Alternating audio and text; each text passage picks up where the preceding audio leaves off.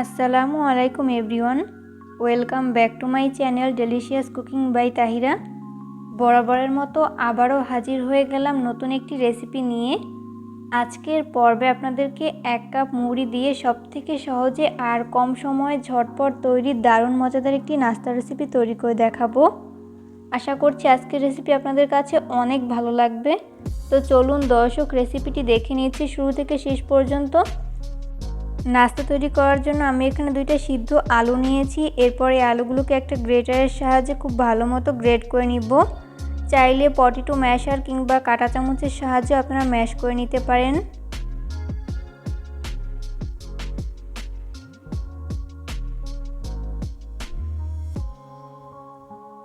তো এই পর্যায়ে আমার সবগুলো আলু গ্রেট করে নেওয়া হয়েছে। এরপর এটাকে একটা সাইডে রেখে দিব। অন্যদিকে আমি ছোট একটা বোল নিয়েছি। এরপরে এই বোলের মধ্যে ব্যবহার করব 3 টেবিল চামচ পরিমাণ বেসন। এখানে অবশ্যই বেসন ব্যবহার করতে হবে। এই নাস্তার আইটেমে খুব সুন্দর একটা কালারের জন্য ব্যবহার করব 1/2 চামচ পরিমাণ হলুদের গুঁড়া। চাইলে বাদ দিতে পারেন, তবে দিলে খুব সুন্দর একটা কালার চলে আসে আর দেখতেও সুন্দর লাগে। এরপর আমি এর মধ্যে অল্প অল্প করে নর্মাল তাপমাত্রার পানি অ্যাড করে পারফেক্ট একটা ব্যাটার তৈরি করে নিব। এখানে পানি একবারে না দিয়ে এইভাবে অল্প অল্প করে দিব আর চামচের সাহায্যে খুব ভালো করে মিশিয়ে নিব।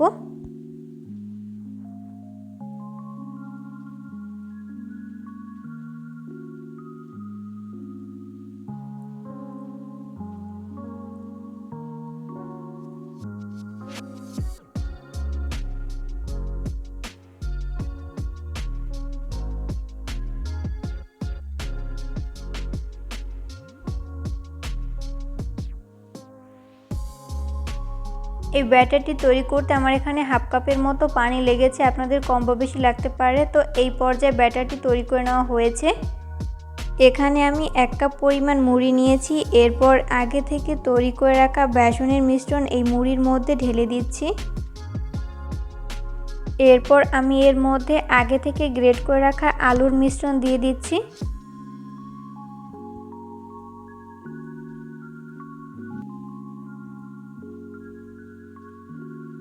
এরপর ব্যবহার করব 2 টেবিল চামচ পরিমাণ পেঁয়াজ কুচি, 1 টেবিল চামচ পরিমাণ কাঁচামরিচ কুচি, ঝালটা স্বাদ বুঝে কমিয়ে বাড়িয়ে অ্যাড করতে পারেন, 1/2 চামচ পরিমাণ মরিচের গুঁড়া। এরপর ব্যবহার করব 1/2 চামচ পরিমাণ ভাজা জিরার গুঁড়া, 1/4 চা চামচ পরিমাণ চাট মশলা। এখানে অবশ্যই চাট মশলা ব্যবহার করতে হবে। এরপর ব্যবহার করব 2 টেবিল চামচ পরিমাণ সুজি না থাকলে সেক্ষেত্রে আপনারা চাউলের গুঁড়া কিংবা কর্নফ্লাওয়ার ব্যবহার করতে পারেন, তবে এই 3টি উপকরণের মধ্যে যে কোনো একটি অবশ্যই ব্যবহার করতে হবে। এরপর ব্যবহার করব স্বাদমতো লবণ। এরপর এই সমস্ত উপকরণগুলোকে আমি হাতের সাহায্যে খুব ভালো করে মিশিয়ে নিব।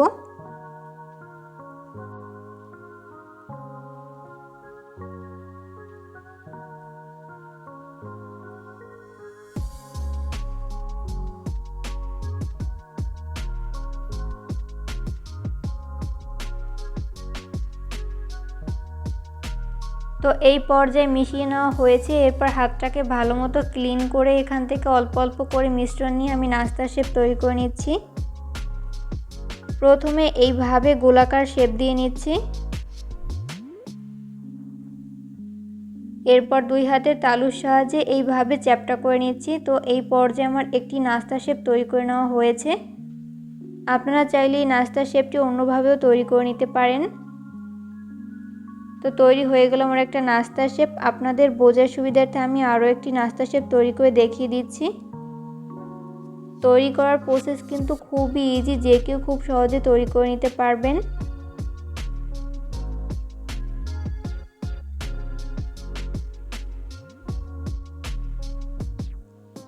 তো এই পর্যায়ে আমার সবগুলো নাস্তা শেপ তৈরি করে নেওয়া হয়েছে। এরপরে এই নাস্তার শেপগুলোকে ভেজে নেওয়ার জন্য চুলায় একটা ফ্রাই প্যানে আমি যথেষ্ট পরিমাণ সয়াবিন তেল দিয়ে দিয়েছি। তেল যখন ভালো মতো গরম হবে ওই পর্যায়ে আমি একটি একটি করে নাস্তার শেপ দিয়ে দিচ্ছি। নাস্তার শেপগুলো দিয়ে দেওয়ার পর এরপর চুলার আঁচ মিডিয়াম ফ্লেমে রেখে এই নাস্তার শেপগুলোকে ফ্রাই করে নিতে হবে। তো প্রথম ব্যাচে যতগুলো নাস্তা শেপ ধরে আমি ততগুলো দিয়ে দিয়েছি, বাকিগুলোকে পরের ব্যাচে ভেজে নিব।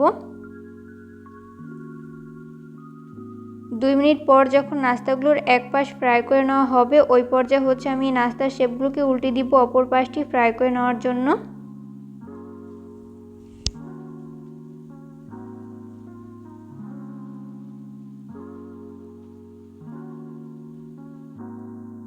নাস্তাগুলো ফ্রাই করতে করতে যখন এরকম কাঙ্ক্ষিত কালার চলে আসবে ওই পর্যায়ে হচ্ছে আমি নাস্তার শেপগুলোকে তেল ঝরিয়ে তেল থেকে উঠিয়ে নিব।